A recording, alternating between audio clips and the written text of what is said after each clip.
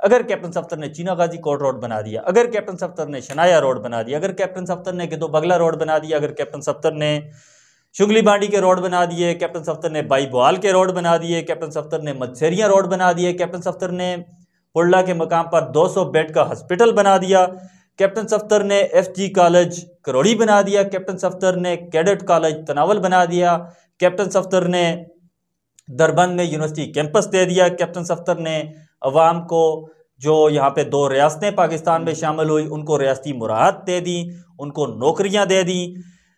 तो मैं आप लोगों से ये गुजारिश करूँगा कि आप बेशक काजी तैयब को वोट ना दें, फिर वोट बनता है कैप्टन सफ्तर का हक। जाती उम्रा का जो तनख्वाहदार शहजादा है जनाब कैप्टन सफ्तर साहब जिनकी आप बात कर रहे हैं, तो उसको मैंने मजबूर किया कि वो हर घर तक, हर गली तक, हर गांव तक, हर पहाड़ पे चढ़ने पे उसको मैंने मजबूर किया है कि वो वहाँ पर गए। तो इस दफ़ा फ़र्क ये है कि पिछली बार इंशाल्लाह मैं इसको लेके आया था अल्हम्दुलिल्लाह, सुम्मा अल्हम्दुलिल्लाह शहजादे को लेके आया था। इस बार बादशाह सलामत को अवाम के पाँव में लेके आऊँगा, अवाम के कदमों में लेके आऊँगा। जीत हार तो बात की बात है, इंशाअल्लाह ताला मेरा तनावल की अवाम के साथ, मेरा पखल की अवाम के साथ, मेरा तुरगर की अवाम के साथ और मेरा गरोर की अवाम के साथ ये वादा है कि मियाँ नवाज शरीफ को आपके कदमों में ला के बिठाऊँगा। इसकी सबसे बड़ी वजह तो ये है कि उनको अपनी कन्फर्म शिकस्त नज़र आ रही थी, तो इसलिए वो इस हल्के से भागे हैं। दूसरी बात यह है कि मियाँ नवाज शरीफ को भी पाकिस्तान का कोई हल्का नहीं पसंद आ रहा, तनावल के अवाम से रोटी का नवाला छीनने आ रहे हैं। बिल्कुल उन्होंने इन कामों की 100 तकरीबन तख्तियाँ लगाई हुई हैं। सुई गैस के जो लाइनें हैं ये अवाम के साथ बहुत बड़ा मजाक है। ये ना तो नवाज शरीफ का ज़ाती पैसा है, ये ना तो कैप्टन सफ्तर का ज़ाती पैसा है। देखें, तख्तियाँ तो मुस्लिम लीग का पुराना काम है, तख्तियाँ लगाना। दोबारा उन्होंने तकरीबन 28 साल के बाद आकर उसी जगह पे दोबारा तख्ती लगा के गैस का इफ्तिताह किया। 28 सालों में तो वहाँ पे गैस नहीं गई। बिस्मिल्लाहिर्रहमानिर्रहीम। इलेक्शन की आमद है, 2024 जो है सालाना इलेक्शन का साल है और तनावल की सियासत, डिस्ट्रिक्ट मानसरा की सियासत के हवाले से हम आपको अक्सर व बेशतर अपडेट करते रहते हैं। उसके बाद हम कोशिश करेंगे कि जो भी उम्मीदवारान हैं इस इलेक्शन की उनकी आपसे मुलाकात करवाई जाए और उनका जो पॉइंट ऑफ व्यू है, जो मंशूर है, जो उनकी जिस मंशूर के साथ वो आ रहे हैं, किस पार्टी से आ रहे हैं और क्या लेके आपके लिए आ रहे हैं, वो सारी चीज़ें हम उनसे डिस्कस करने की कोशिश करेंगे। गाहे बगाहे हम आपको उन लोगों से मिलवाएंगे। और आज जो पहला प्रोग्राम हम रिकॉर्ड करने जा रहे हैं ये बिल्कुल एक नौजवान उम्मीदवार का प्रोग्राम है। जैसा कि मेरे साथ बैठे हुए आप शख्सियत को पहचानते होंगे। मानसरा की सतह पे अगर आप देखें तो किसी किस्म का कोई भी वायलेशन होगा, जब आपके राइट डिस्टर्ब होंगे, किसी किस्म की भी डिस्टर्बनेस होगी तो कहीं पे भी स्ट्राइक होगी तो वहाँ पे लीड करते हुए आपको ये नौजवान नज़र आएंगे, आपके राइट के लिए फाइट करते हुए नज़र आएंगे। हर जगह पे अवामी जो मंगे हैं उनकी तर्जमानी करते हुए ये नौजवान नज़र आएंगे। ये किसी तारफ़ के मोहताज नहीं है। सोशल मीडिया और मेन स्ट्रीम मीडिया पे अक्सर व बेशतर ये आपको एक्टिव नज़र आते हैं, तारफ़ के मोहताज नहीं है। नाम है इनका काजी तैयब तनोली और ये पिछले इलेक्शन 2018 की अगर हम बात करें, 2018 में ये नेशनल असम्बली का इलेक्शन लड़ चुके हैं और 10,000 से ज़ायद वोट इन्होंने हासिल किए थे। मेयर का इलेक्शन ये करने जा रहे थे लेकिन कुछ सियासी मामलात की वजह से एडजस्टमेंट की बुनियाद पर इन्होंने नहीं किया और अभी फिर साबका वज़ीर-ए-आज़म नवाज शरीफ के मुकाबले में ये नेशनल असम्बली का इलेक्शन लड़ने जा रहे हैं। तो ये एक बहुत बड़ा ब्रेक थ्रू है स्पेशली तनावल के नौजवानों के लिए, क्योंकि तनावल एक बैकवर्ड एरिया है और समझा ये जाता है कि यहाँ पे नौजवान या जो लोग हैं वो बाशऊर नहीं हैं। लेकिन तनावल जैसे पसमानदा इलाके से एक नौजवान का साबका वज़ीर-ए-आज़म के मुकाबले में इलेक्शन लड़ना ही अपनी नौइयत का एक बहुत बड़ा फैसला है। तो आज पहले प्रोग्राम में हमने इनको दावत दी और उनसे जानने की कोशिश करते हैं कि इतने स्ट्रांग उम्मीदवार के सामने मैदान में उतरने की ज़रूरत क्यों महसूस हुई और क्या तैयारियां हैं। वक्त देने के लिए बहुत शुक्रिया। कई सब ये बताइएगा कि पहले भी आपका तजर्बा तो मौजूद है लेकिन इस बार मद्दे मुकाबले जो आपके हैं साबका वज़ीर-ए-आज़म पाकिस्तान 3 मरतबा के वज़ीर-ए-आज़म हैं, तो वो आपके मुकाबले में है, आपको क्या लगता है? बिस्मिल्लाहिर्रहमानिर्रहीम। सबसे पहले तो आपका बहुत शुक्रिया, आपकी टीम का बहुत शुक्रिया कि आपने मुझे मौका दिया कि मैं अपनी आवाज़ आवाम तक पहुंचा सकूं। तो जमहूरियत एक ऐसा तर्ज़ अमल है कि जिसमें लोगों को गिना जाता है ना कि तोला जाता है। तो हम इसमें इसको तोल नहीं सकते कि वो 3 दफ़ा के वज़ीर-ए-आज़म हैं और वो इलेक्शन कर रहे हैं तो उनका वज़न मुझसे ज़्यादा है या वो उम्र में मुझसे बड़े हैं या यहाँ हमने तोलना नहीं है, गिनना है। जिसको लोग वोट देंगे वो MNA बन जाएगा और जिसको कम वोट मिले तो वो इलेक्शन हार जाएगा। तो सर इस हलके में NA-15 की अगर हम बात करें तो NA-15 में सबका जो हमारे MNA हैं कैप्टन रिटायर्ड मोहम्मद सफदर, वो खुद नहीं आए हैं इस बार, तो इसकी क्या वजूहत हो सकती हैं? इसकी सबसे बड़ी वजह तो ये है कि उनको अपनी कंफर्म शिकस्त नज़र आ रही थी, तो इसलिए वो इस हलके से भागे हैं और उन्होंने मियां नवाज शरीफ का इंतखाब ये सोच कर किया है कि मियां नवाज शरीफ इस हलके से आकर यहाँ तनावल के लोगों को बेवकूफ़ बनाकर इलेक्शन जीत जाएंगे। तो ये भी मैं समझता हूँ कि उनकी बहुत बड़ी भूल है। और दूसरी बात यह है कि मियां नवाज शरीफ को भी पाकिस्तान का कोई हलका नहीं पसंद आ रहा। जो गुज़श्ता 16 महीने इन्होंने हुकूमत की है, उस हुकूमत में अवाम से रोटी का निवाला तक इन लोगों ने छीन लिया है। तो अब ये यहाँ पे आ रहे हैं, तनावल के अवाम से रोटी का नवाला छीनने आ रहे हैं। तो मैं तो यही समझता हूँ कि इनको कोई पाकिस्तान का हल्का पसंद नहीं आया और इंशाल्लाह यहाँ से हारने के बाद इनको फिर पाकिस्तान में कोई जगह पसंद नहीं आएगी। ये दोबारा इवन फील्ड में आपको नज़र आएंगे इंशाल्लाह। अच्छा, जैसे आपने कई सब अभी कहा है कि यहाँ पे भी उनकी हार यकीनी है, तो इतने वसूख के साथ आप कैसे कह सकते हैं उनके मद्दे मुकाबले कौन से उम्मीदवार आप समझते हैं कि बहुत ज़्यादा स्ट्रांग हैं, या किस जगह पे जाके वो हारेंगे? देखें, सबसे पहले तो मैं उम्मीदवार हूँ, बहैसियत है उम्मीदवार, मैं तो ख़ुद से ज़्यादा मजबूत किसी को नहीं समझता। जो भी उम्मीदवार इलेक्शन में आता है तो उसकी विल यही होती है कि वो इलेक्शन जीते और अपना मंशूर लेके आता है, डिलीवर करने के लिए आता है। तो मियाँ साहब का तो मैंने आपको पहले क्लियर कर दिया है कि वो जो उन्होंने गुज़श्ता 16 महीने हुकूमत की है, ये हुकूमत उनके लिए वबाल जान है।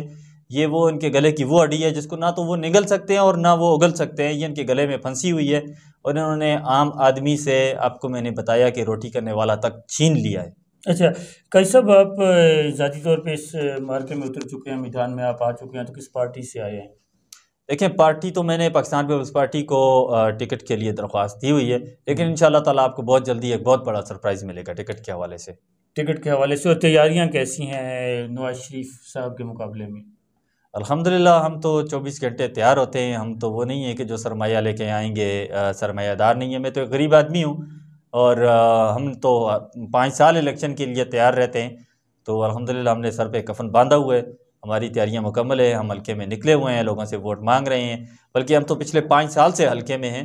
ये तो जीत के इस्लामाबाद चले जाते हैं, लाहौर चले जाते हैं, जाती अमरा चले जाते हैं, हम तो हल्के में ही रहते हैं और हल्के के लोगों के दरमियान रहते हैं, हल्के की आवाम के दरमियान रहते हैं, उनके मसाइल सुनते हैं।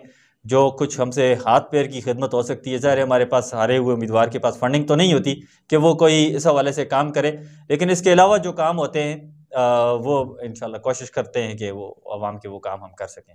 अच्छा, कंपेयर करें कैप्टन रिटायर्ड मोहम्मद सफदर और ex prime minister Nawaz Sharif को, तो दोनों में से आपको कौन सा टफ लगता है उम्मीदवार, कौन सा इजी लगता है? देखें जी, मैंने 2018 का जब इलेक्शन किया, इससे पहले आप देख लें कैप्टन सफदर साहब लाहौर में बैठ के जाती अमरा से इलेक्शन किया करते थे। 2013 का इलेक्शन आप देखें, उसके बाद 5 साल आप देखें जब उनके पास हुकूमत थी तो वो कमो बेश आपको हल्के में नज़र आए होंगे। लेकिन उसके बाद जब मैंने इलेक्शन में हिस्सा लिया तो जाती अमरा का जो तनख्वाहदार शहजादा है जनाब कैप्टन सफदर साहब, जिनकी आप बात कर रहे हैं, तो उसको मैंने मजबूर किया कि वो हर घर तक, हर गली तक, हर गाँव तक, हर पहाड़ पे चढ़ने पे उसको मैंने मजबूर किया है कि वो वहाँ पर गए। तो इस दफ़ा फ़र्क ये है कि पिछली बार इंशाल्लाह मैं इसको लेके आया था, अल्हम्दुलिल्लाह सुम्मा अल्हम्दुलिल्लाह शहज़ादे को लेके आया था। इस बार बादशाह सलामत को अवाम के पाँव में लेके आऊँगा, अवाम के कदमों में लेके आऊँगा। जीत हार तो बात की बात है, इंशाल्लाह ताला मेरा तनावल की अवाम के साथ, मेरा पखल की अवाम के साथ, मेरा तुरगर की अवाम के साथ और मेरा गरौर की अवाम के साथ ये वादा है कि मियाँ नवाज शरीफ को आपके कदमों में ला के बिठाऊँगा। ये नवाज शरीफ का यहाँ पे आना और इलेक्शन लड़ना और कैप्टन का विड्रॉ करना, इसको आप अपनी जीत समझते हैं और ये अवाम बहुत को मैसेज देते हैं कि ये हमारी जीत है? एग्जैक्टली ये न सिर्फ मेरी जीत है, ये मेरे हलके के तमाम गरीबों की जीत है कि कैप्टन सफदर इस हलके से इलेक्शन छोड़ के भाग चुका है और अपने ससुर बड़े मियाँ साहब बादशाह साहब को वो ले आए हैं, जिसका वो तनख्वाहदार शहजादा है। माहाना 1500 रियाल पे उसने खुद का, मैं तो ये नहीं कहता, उनके अपने अल्फाज हैं जो उन्होंने अदालत में लिख के दिए हुए हैं और रिकॉर्ड का हिस्सा है ये। तो मैं ये समझता हूँ कि ये डिलीवर नहीं कर सके पिछले 10 साल से इनके पास है। यहाँ एक बार खुद और दूसरी बार उनके भाई यहाँ से मेरे मुंतखब हुए हैं, तो दोनों बार ये डिलीवर नहीं कर सके। अब ये लोगों को ये लॉलीपॉप देने की कोशिश कर रहे हैं कि मियाँ नवाज शरीफ आकर इस हल्के की पसमानदगी का खात्मा करेंगे। अच्छा, आपने ये बात की डिलीवर नहीं कर सके हैं, तो इसी को आगे लेके जाते हैं कि एशिया का सबसे बड़ा रेडियो स्टेशन बन रहा है, जी। तनावल और उगी अग्रवाल को गैस दी गई है बकौल उनके। उसके अलावा भी कुछ डैम्स बन रहे हैं, कुछ और सड़कें बन रही हैं। जब वो खड़े होते हैं तो वो ये कहते हैं कि मैंने ये काम किए हैं। तो आप इनके बारे में क्या कहेंगे? बिल्कुल, उन्होंने इन कामों की 100 तकरीबन तख्तियाँ लगाई हुई हैं। यहाँ प्राइम मिनिस्टर साहब मियाँ नवाज शरीफ मियाँ शहबाज शरीफ साहब आए थे, उन्होंने आके इफ्तिताह किया था। तो आप आज लसा नवाब से आई हैं और मेरा ख्याल है कि लसा नवाब इसी हलके का हिस्सा है। तो आपने सुबह नाश्ता किया होगा, हमारी भाभी ने आपको गैस के ऊपर जो सफ्तर साहब ने आपके घर गांव तक पहुंचा दी है, उसके ऊपर आपको नाश्ता बना के दिया होगा, दोपहर की रोटियां बनाई होंगी, अभी रात की रोटियां भी बनाई होंगी। तो ये तो बहुत बड़ा मजाक है। 2010 में इन्होंने पाइप लाकर यहाँ पर फेंके, वो जंग आलूद हुए, कोई उठाकर कबाड़ पे बेचे गए। उसके बाद 2013 में फिर दोबारा पाइपलाइन गैस यहाँ पर उसके पाइप लेकर आए, 18 में फिर लेकर आए, 23 में फिर लेकर आए। सुई गैस के जो लाइनें हैं ये अवाम के साथ बहुत बड़ा मजाक है और हकीकत में अमली तौर के ऊपर कुछ भी नहीं होता। आप एक चीज़ भूल गए हैं, मैं दूसरे प्रोजेक्ट्स की तरफ भी आता हूँ कि 2018 के इलेक्शन में इन्होंने एयरपोर्ट बनाना था, जहाँ पे आप ग्रिल स्टेशन आज बन रहा है एशिया का सबसे बड़ा, वहाँ पे इन्होंने एयरपोर्ट बनाना था। तो इस ग्रिड स्टेशन के लिए जो जगह इन्होंने ज़ाया की है, यहाँ से बिजली जाएगी नेशनल ग्रिड, यहाँ से बिजली, ये तनावल के लोग खुश ना हो कि ये उनके लिए ग्रिड स्टेशन बन रहा है, यहाँ से नेशनल ग्रिड में बिजली जाएगी और वहाँ से पूरे मुल्क में बिजली तकसीम होगी। यही जो रूल होता है, यही तरीकाकार होता है। ये बहुत बड़ा झूठ है कि ये तनावल के लिए बना रहे हैं। हमारी जरी ज़मीन इन्होंने ख़राब कर दी है, हमारी वो ज़मीन ख़राब कर दी है जहाँ पे इंडस्ट्री लग सकती थी। ये तनावल का मौसम नहीं, तनावल का दुश्मन है। वहाँ पे इंडस्ट्री लगती तो मेरे तनावल के बच्चे बाइज़्ज़त रोज़गार कमाने के मौके हासिल कर सकते, उनको लाहौर, कराची, फैसलाबाद या मुल्क से बाहर जाने की ज़रूरत पेश ना आती। वहाँ पे बहुत बड़ी इंडस्ट्री लग सकती थी, वहाँ पे एयरपोर्ट बन जाता, उससे मेरे इलाके के लोगों को फ़ायदा होता, यहाँ पे लोगों के कारोबार होते, यहाँ पे लोगों को रोज़गार मिलता, सरकारी नौकरियाँ मिलती, प्राइवेट नौकरियाँ मिलती, कारोबार के बहुत सारे मौके मुयस्सर आते। तीसरा सवाल जो आपने सड़कों के हवाले से किया है, तो उसमें अगर कैप्टन सफ्तर ने चीना गाजी कोर्ट रोड बना दिया, अगर कैप्टन सफ्तर ने शनाया रोड बना दिया, अगर कैप्टन सफ्तर ने गिदो बगला रोड बना दिया, अगर कैप्टन सफ्तर ने शुगली बांडी के रोड बना दिए, कैप्टन सफ्तर ने बाई बोआल के रोड बना दिए, कैप्टन सफ्तर ने मदसेरिया रोड बना दिए, कैप्टन सफ्तर ने पुरला के मकाम पर 200 बेड का हॉस्पिटल बना दिया, कैप्टन सफ्तर ने FG कॉलेज करोड़ी बना दिया, कैप्टन सफ्तर ने कैडेट कॉलेज तनावल बना दिया, कैप्टन सफ्तर ने दरबंद में यूनिवर्सिटी कैंपस दे दिया, कैप्टन सफ्तर ने अवाम को जो यहाँ पे 2 रियासतें पाकिस्तान में शामिल हुई उनको रियासती मुराहत दे दी, उनको नौकरियाँ दे दी। तो मैं आप लोगों से ये गुजारिश करूँगा कि आप बेशक काजी तैयब को वोट ना दें, फिर वोट बनता है कैप्टन सफ्तर का हक, वोट नवाज शरीफ को दें, वोट कैप्टन सफ्तर को दें। लेकिन अगर ये काम नहीं हुए, ये काम 10 सालों में नहीं हो सके, तो कैप्टन सफ्तर का कोई हक नहीं बनता कि वो वोट आपसे मांगे। जिन सड़कों की आप बात कर रहे हैं, वही सड़कें हर बारिश के बाद आके ये नई सड़क बनाता है, कच्ची सड़क बनाता है, फिर बारिश होती है, उसमें वो सड़क ख़राब होती है, फिर दोबारा उसी पे के ऊपर हुकूमत का, अवाम का जो टैक्स का पैसा है जो ला के यहाँ पे लग रहा है, ये ना तो नवाज शरीफ का ज़ाती पैसा है, ये ना तो कैप्टन सफ्तर का ज़ाती पैसा है, ये वो पैसा है जो हम टैक्स देते हैं, अवाम टैक्स देती है, वो पैसा जमा होकर आता है। किसी के ऊपर कोई एहसान नहीं है। कैप्टन सफ्तर का किला तैयार हो गया है टाउनशिप के मकाम पर, इन्हीं पैसों पर, लेकिन तनावल की पसमानदगी अभी तक ख़त्म नहीं हो सकती। अच्छा, ये अभी आपने जो बातें की है कि कच्चे रोड बनते हैं, दोबारा से उसके पैसे लगाए जाते हैं उसके ऊपर, तो क्या कुछ ऐसा है कि एक बार एक रोड बन गया, दोबारा उसका टेंडर होता है, उसी रोड का होता है? ये थोड़ा क्लियर कर दें। बिल्कुल उसी रोड का दोबारा टेंडर होता है, उसी रोड को ये शो करते हैं कि ये रोड ख़राब हो गया, ये रोड नकारा हो गया, दोबारा उसी रोड के ऊपर ये लोग फंडिंग लेके आते हैं, उसी के ऊपर फंड लगाते हैं, उसकी कटाई की मद में पैसे लेते हैं। आप किसी भी ठेकेदार से पूछ लें, जो भी कॉमन सेंस रखने वाला है, वो ये चीज़ बहुत अच्छी तरह समझता है कि कच्चे रोडों में इनका फ़ायदा है, इसकी अपनी कंपनियाँ हैं, इसके अपने ठेकेदार हैं, ये कटिंग के नाम पे अपना कमीशन वसूल करता है, इनको पैसे ज़्यादा बचते हैं, इसलिए ये कच्चे रोड बनाते हैं। अच्छा, कुछ ऐसे प्रोजेक्ट्स सबका MNA के कैप्टन रिटायर्ड मोहम्मद सफदर के जिनको आप अच्छा समझते हो? चमियाल रोड, दरबंद रोड, जो एरा के फंड से बना, वो इसका क्रेडिट नहीं है, लेकिन हम इसके चूँकि इनके दौर में बना है तो उससे अवाम को सहूलत हुई है। अच्छा, ये सबका वज़ीर-ए-आज़म शहबाज शरीफ साहब मानसरा में आए थे गुज़श्ता 16 माह की हुकूमत के दौरान, तो वहाँ पे बहुत सारी तख्तियाँ लगी थी। नाज़रीन, आपको हम विजुअल में दिखाते हैं साथ साथ वो तख्तियाँ भी जो वहाँ पे लगी थी। तो ये बहुत एक ज़बरदस्त टॉपिक है और इस पर मैं हर कैंडिडेट से ज़रूर पूछूंगा। तो ये भी NI-15 के कैंडिडेट है, तो सवाल आपसे भी बनता है कि वो जो इतनी ज़्यादा तख्तियाँ लगी थी उनके बारे में आप क्या कहेंगे? देखें, तख्तियाँ तो मुस्लिम लीग का पुराना काम है, तख्तियाँ लगाना। ये यहाँ पर जेल के पास खवाड़ी की सुई गैस इन्होंने मेरे ख़्याल में मियाँ साहब उस वक्त 1997 की बात है, जब वो प्राइम मिनिस्टर थे, यहाँ पर आकर उन्होंने और इसहाक डार और दीगर जो उनके हमरा लोग थे, उन्होंने खवाड़ी के लिए गैस सुई गैस मंजूर की थी। और फिर दोबारा आके वही शहबाज शरीफ, वही इसहाक डार, दोबारा उन्होंने तकरीबन 28 साल के बाद आकर उसी जगह पे दोबारा तख्ती लगा के गैस का इफ्तिताह किया। 28 सालों में तो वहाँ पे गैस नहीं गई। इसके अलावा तकरीबन 100 तरक्याती जो काम थे, जो प्रोजेक्ट थे, उनके इन्होंने इनॉग्रेशन की थी, लेकिन उसमें से कोई भी ग्राउंड पर मौजूद नहीं है। कोई एक सिंगल प्रोजेक्ट भी ग्राउंड पर आज मौजूद नहीं है। वो तख्तियाँ कहाँ हैं वैसे? वो तख्तियाँ भी यूनिवर्सिटी में लगा के गए थे, शायद यूनिवर्सिटी में आए थे, मुझे याद नहीं है अब। तो वो उन्होंने उखाड़ के फेंकती होंगी कहीं, या किसी ने कबाड़ पे बेचती होंगी। अच्छा, ये अभी आपने एक नई बात कर दी है, ये ज़रा खवाड़ी वाली पोजीशन क्लियर करें, ये क्या मामला है? ये जो पुलिस लाइन के पास है गालिबन, ये अभी मुझे कंफर्म नहीं है, मैं आपको थोड़ी देर बाद बता दूंगा, या जेल के पास वहाँ पे बोर्ड लगा हुआ है, इनका बिल्कुल मैंने प्रॉपर देखा है। बोर्ड लगा हुआ है, जी। उसके ऊपर नवाज शरीफ का नाम और इसहाक डार का बाकायदा नाम लिखा हुआ है, उसमें लागत लिखी हुई है, कितनी लागत से इस इलाके को हम सुई गैस दे रहे हैं। खवाड़ी तो दूर, जलू और शलिया में सुई गैस ये अभी तक नहीं दे सके। ये जो खवाड़ी रोड वही रोड है जिसपे कैप्टन रिटायर्ड मोहम्मद सफ्दर का आबाई गाँव भी है। एग्जैक्टली वही जगह। मतलब आपके कहने का मकसद ये है कि 97 में अपने ही घर को जो बंदा गैस नहीं दे सका तो वो यहाँ पे इफ्तिताह कर रहा है। बिल्कुल इसी तरह है।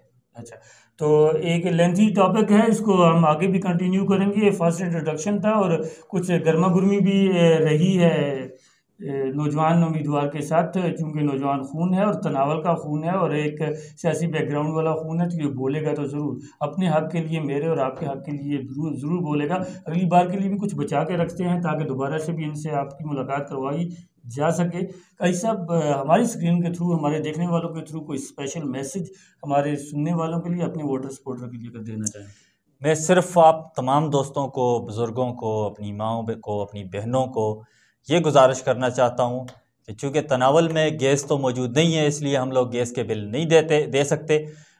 आपने 8 फरवरी से पहले जो आखिरी बिजली का बिल आप दें, वो अगर 900 तक हो, 100 से लेकर 900 तक हो, तो आप अपना वोट नवाज शरीफ को दें, आप अपना वोट मुस्लिम लीग नून को दें। लेकिन अगर वो बिल हज़ारों में आए तो आपने सोचना ज़रूर है कि ये महंगाई का तूफ़ान कौन लेकर आया है, आपसे रोटी का निवाला छीनने कौन आ रहा है। इन लोगों का बाइकाट करें, इनको वोट हरगिज़ हरगिज़ हरगिज़ हरगिज़ ना दें। ये कभी भी हमारे मुखलिस नहीं हो सकते। ना तो इनके बच्चे हमारे स्कूलों में पढ़ते हैं, ना इनके इलाज हमारी अस्पतालों में होता है, ना ये हमारी सड़कों पर सफ़र करते हैं। ये 5 साल के बाद चंद दिनों के लिए आपके पास आते हैं, जो गाड़ियाँ इन्होंने रखी होती हैं उसमें खड़े जंप माफ़ होते हैं। वो इनको बिल्कुल समझ नहीं आती कि यहाँ पे खड़ा किधर है, जंप किधर है, रोड किधर से ख़राब है। तो ऐसे शख्स को वोट दें जो पब्लिक ट्रांसपोर्ट पर सफ़र करता हो, जो आपके दरमियान रहता हो, जो आपके मसाइल को समझता हो, जिसके मसाइल वही हों जो आपको दरपेश हैं।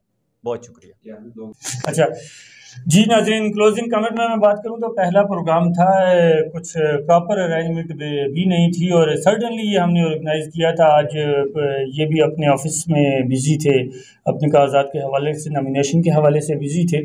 तो इंशाल्लाह अगले किसी प्रोग्राम में इनको दोबारा बुलाएंगे। और अगर आपके कोई सवालात हैं, आप इस नौजवान उम्मीदवार से कुछ पूछना चाहते हैं, कुछ जानना चाहते हैं इनके बारे में, तो कमेंट सेक्शन में हमें ज़रूर बताइएगा। हम आपके ही पूछे गए सवाल अगले प्रोग्राम में इनको बुला के इनसे ज़रूर पूछेंगे। तो मैं क्लोजिंग कमेंट में आपसे सिर्फ ये कहूँगा कि एक चीज़ आपके पास इमानत है, वोट अल्लाह पाक की तरफ से आपके पास इमानत है और वोट का हिसाब आपको रोज़ मैस्टर भी देना है। जब आप वोट पोल करने जाएं तो लाजमी देखें कि जिन लोगों के बैलेट पेपर पे निशान हैं, जिनके नाम लिखे हुए हैं, उनमें से अहल कौन है। अहल शख्स को वोट दें, ना अहल शख्स को वोट ना दें, ताकि कल आपका और मेरा बच्चों का जो मुस्तकबिल है वह महफूज हो सके। मिलते हैं अगले किसी प्रोग्राम में, इजाज़त दीजिएगा। अल्लाह हाफ़िज़।